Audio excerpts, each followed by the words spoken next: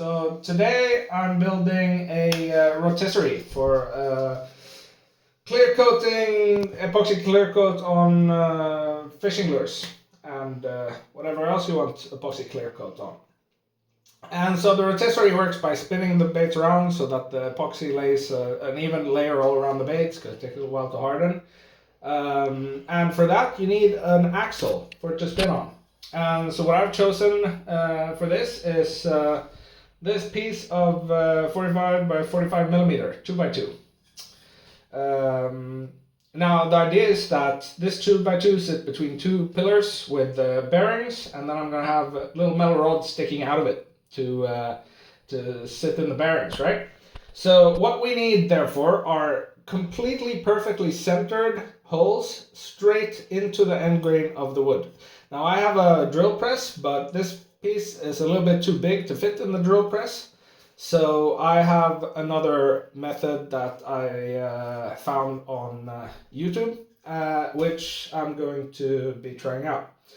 The first step in this is you have to find the perfect center of both the axle, the piece you're drilling into, and a little guide piece. And how you find the perfect center is like this. So you find something that's pretty much brings the point of a pencil, when you put it on it, to the center of the piece you're centering, essentially.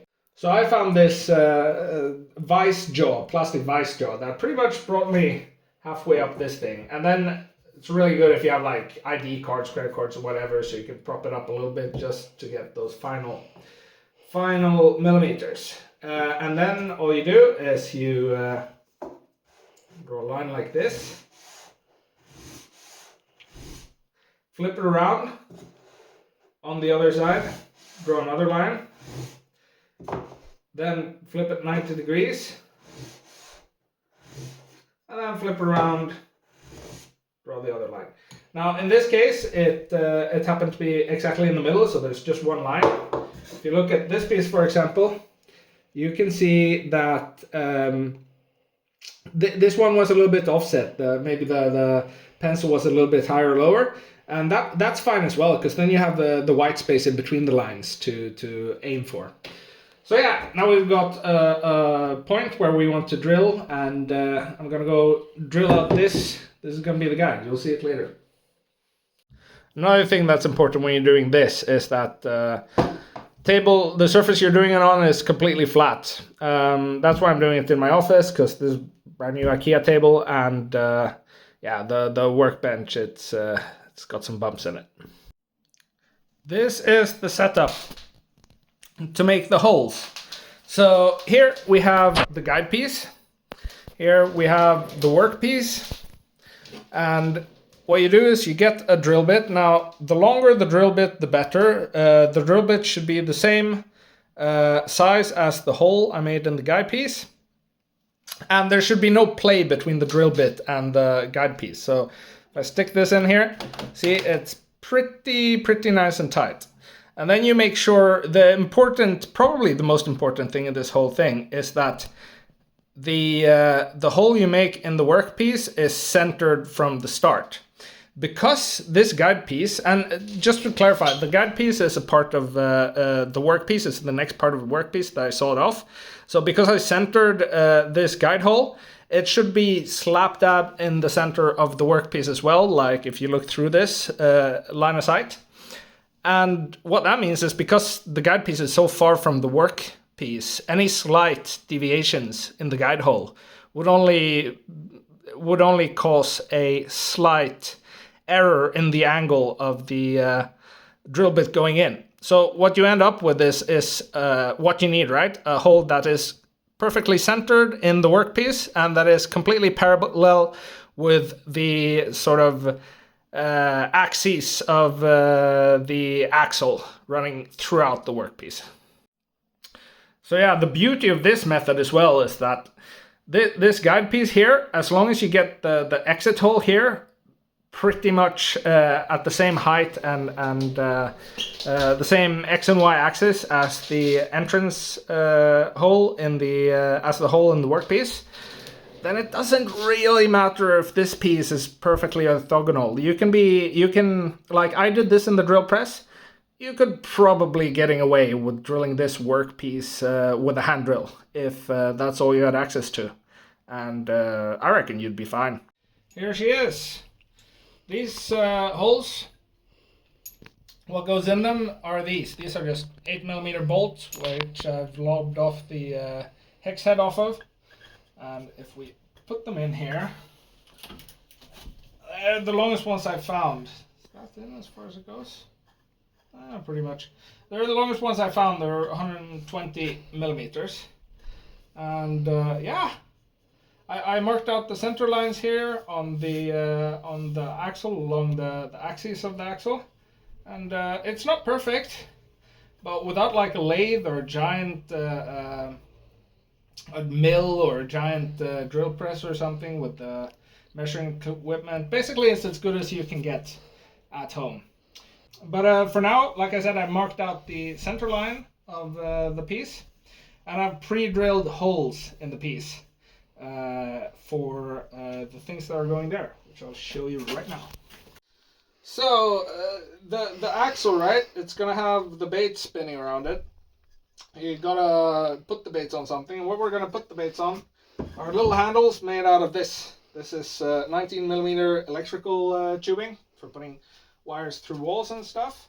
And the way you connect these tubings are with these little pieces, which are muffs, we call them in Sweden, muffar, but they fit on there. And so if you imagine you have a little piece like this out of a bait, you just stick it in this and it's stuck.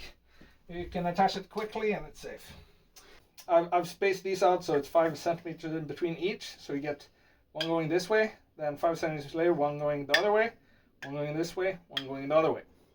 And these are 19mm inside, and I measured them. They're 22mm on the outside, which means that this here cheapo Forstner bit should do us nicely. Here it is. Drill press was going quite fast for that diameter Forstner bit, so the cheapo Forstner bit I got probably took quite a beating. But I do love how clean the holes get when you run it really fast. And yeah, in here with these. Now I used a drill press for all this. It is better if you use a drill press. With this you could get away with hand drilling it. It's not that much. That much precision isn't strictly required. In the end, it's nice if everything's symmetrical and stuff, because you're going to be putting baits on there, and you don't want it to be lopsided, because then the little engine has to work a lot. But you can always balance the wheel afterwards when you got the bait sitting on it. So yeah. Now just glue all these pieces into the axle, so we have that component completely done. So here's what we have. The axle. Glued everything in place with that Nectar of the Gods 5 minutes epoxy. Hammered it in. Bolts on the end, holders in the middle. And so after the fact, I realized I should have pre-drilled these holes in the ends, because the bit was wandering all over the place. They're not exactly center, but the thing about this is there's no RPM, there's no load on this thing, so I think I might have gotten away with it. But we won't know until we assemble the whole thing. And so the whole reason for the 8mm bolts on the end is that I'm gonna put bearings on them like this. So what I've done is bought a set of really cheap, well, not that cheap, you can get them a lot cheaper, but these skateboard bearings, right? And they have a outside diameter of 22mm, which is handy because it's the same one as these, so I just have one Forstner bit to drill. And the inner diameter is 8mm. Now, you see, they're a little wobbly here, right? Yeah, these 8mm bolts, they're not exactly 8mm.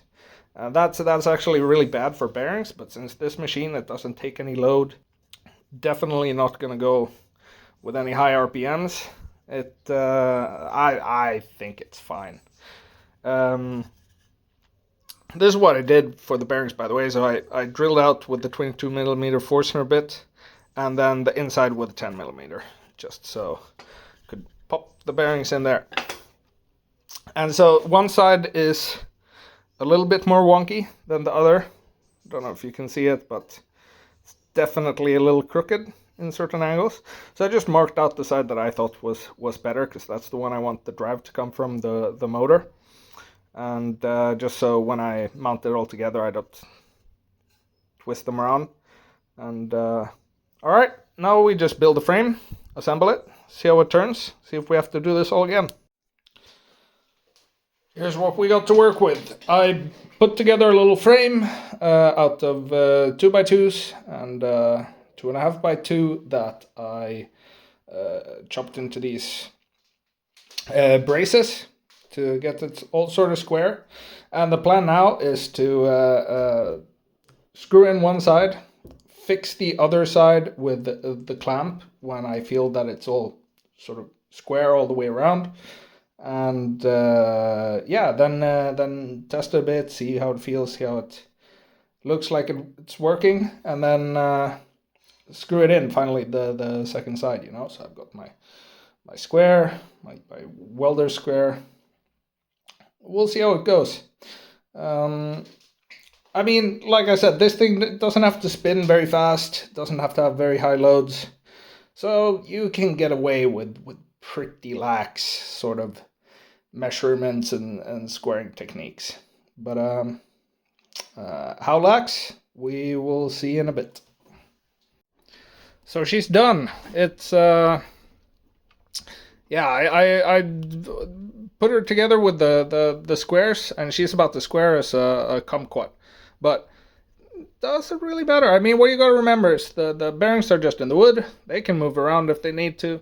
The little metal axles don't fit perfectly in the bearing, so they have some play. So it doesn't really matter. So I just tried to make her sort of symmetrically trapezoidal. Did so with that, but I don't think it doesn't feel like it lands in one particular place when you do it like this. Maybe. Yeah, it's all pretty balanced. So I think we go ahead like this and try to attach the motor. Here's the motor we're going with. It's a classic, one of these disco ball motors, mirror ball motors. They're kind of weak, but they're cheap, and if you're careful, don't load them super unevenly, they'll last you quite long. But how are we gonna attach it to this here to get the thing to turn? Well, here's the plan. This thing, it comes with this round, I guess about 7mm. It doesn't matter.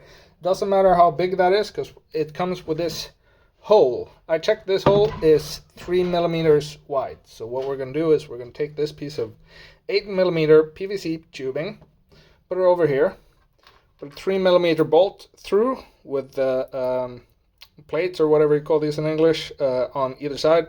Screw it right up tight, so there's no play there.